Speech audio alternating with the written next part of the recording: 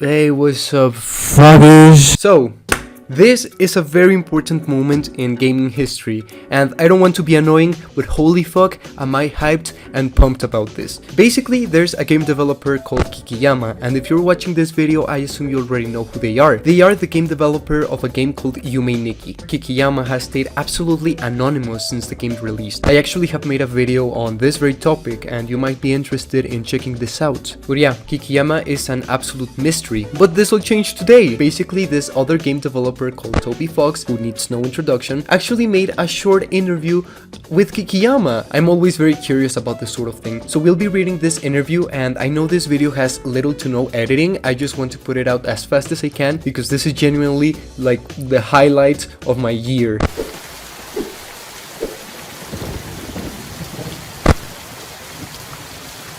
I realized I forgot to say my intro, so hi, welcome back to another video by me, Astrei, but that doesn't matter. We're gonna be talking about TOBY's secret base. I had no idea what this was until a friend of mine told me about it. Shout out to my boy Name. Basically, TOBY writes articles for a Japanese gaming magazine called the Weekly Famitsu, in which he talks about the various games he has been playing. On the 4th volume, he talks about Yume Nikki, and the 4th volume was actually released on the 1st of February. I'm gonna be real with you guys, I don't know a thing about time zones. I'm very fucking stupid too, so I'm sorry if I could have covered it earlier. I just found out this was a thing. Also, I forgot to mention, but the full interview is gonna be in the description down below. Also, I want to give a quick thank you to a person named Chart, who was responsible for translating this whole interview. So yeah, thank you so much. If it wasn't for Chart, this video wouldn't be possible. Before TOBY begins interviewing KIKIYAMA, TOBY talks about the importance of rpgmaker games and how they shaped a lot of indie content creators. He also gives a brief description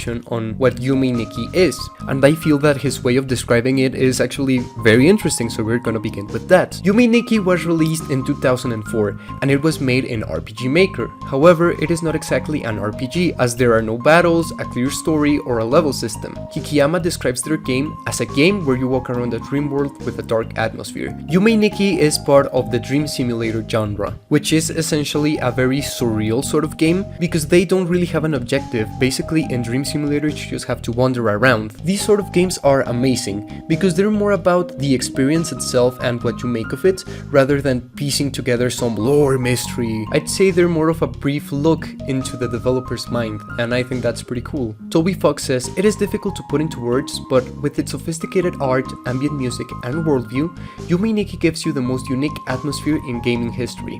Wandering around the game world feels more like visiting an art museum in a surreal world than playing a video game. Although the game is 20 years old, it still has a lot of fans. The game is full of mysteries as there's little to no dialogue, and once again KIKIYAMA is pretty distant towards the horror community. In fact, KIKIYAMA is so distanced, they've never given an interview until today.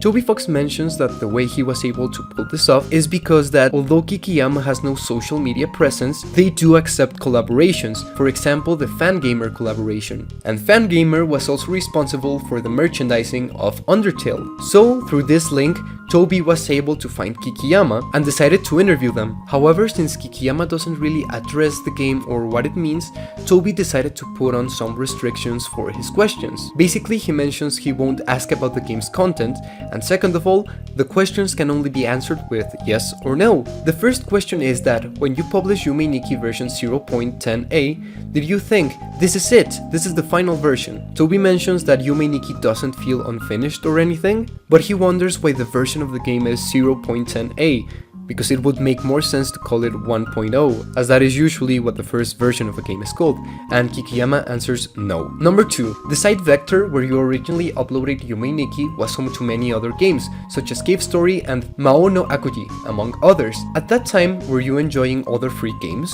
The question was asked to know if KIKIYAMA had any influences while making the game, and he mentions that yeah, it is absolutely normal for artists to be inspired by someone else's work, and yeah. Number 3. Yume Nikki is made with rpgmaker. Before making Yume Nikki, did you ever make more traditional RPGs, something with battles or a level system, using the default systems in the engine? Toby asks this question because even the people who have made masterpieces were beginners at some point. And since Yume Nikki is very complex, it would have been very hard to make it with zero experience. And Kikiyama answers that no. I don't know if Kikiyama means that they have never made an RPG, or if this was their first time making a game at all, but either way, props to them. Number 4. Did you often draw creatures and scenes in Yume Nikki's style before you made the game? Toby asks this question because he used to draw weird creatures during class, and the art of Yume Nikki feels like something you doodle in a corner of a notebook. And Kikiyama answers yes. This makes a lot of sense, and I actually really like this because although you can feel the game has a lot of passion, it also feels like something very rudimentary, and that adds a lot of charm. Question number 5 is a continuation of the previous one, and Toby says that he knew that Kikiyama is the sort of person to doodle on their books. So he asks, as a kid, was there a time you tried to draw things like cute girls in a more traditional manga style? And Kikiyama answers yes. Number 6. Have you ever played any of Osamu Sato's games, such as Dream Simulator LSD? Since Dream Simulator LSD was released in 1998, this would kinda make it a predecessor to Yume Nikki. And Kikiyama answers yes. Number 7. Have you ever listened to any of Aphex Twin's albums? Aphex Twin's ambient music could have been inspired by Yume Nikki's, and Toby thinks that might be something that Kikiyama could enjoy, and Kikiyama answered no. Number 8.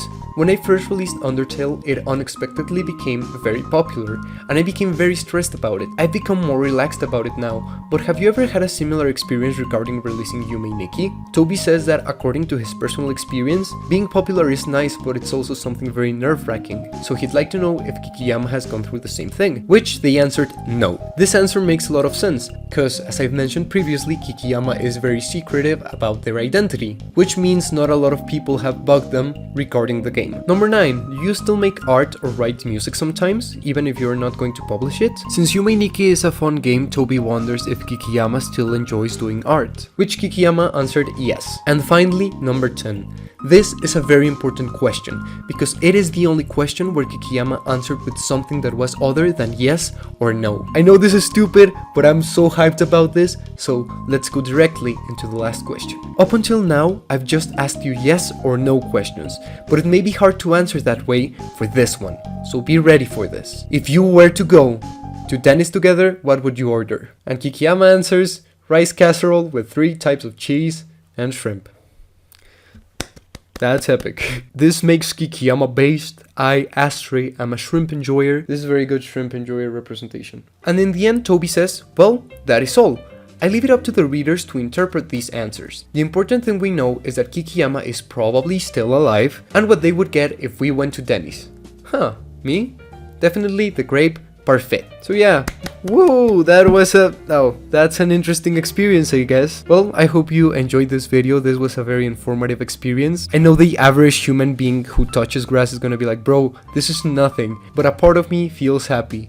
And this was the perfect way to end my night. Hopefully I'll be able to get this video by around midnight or in the really early morning tomorrow, but I just want this video to be out immediately because this is monumental. But yeah, that's pretty much it. I hope you guys enjoyed this video. If you liked it, please consider subscribing. I make horror, nostalgic, and art content, so if you're into that, you might enjoy it here. If this video gets a lot of support, maybe I could play Yume Nikki on video or on stream, who knows? But yeah, if I find anything interesting about Kikiyama in the future, I'll absolutely make a video on it. So yeah, I hope you have a good night or a good morning, it depends on how lazy I am, and I'll see you in the next one. Bye bye.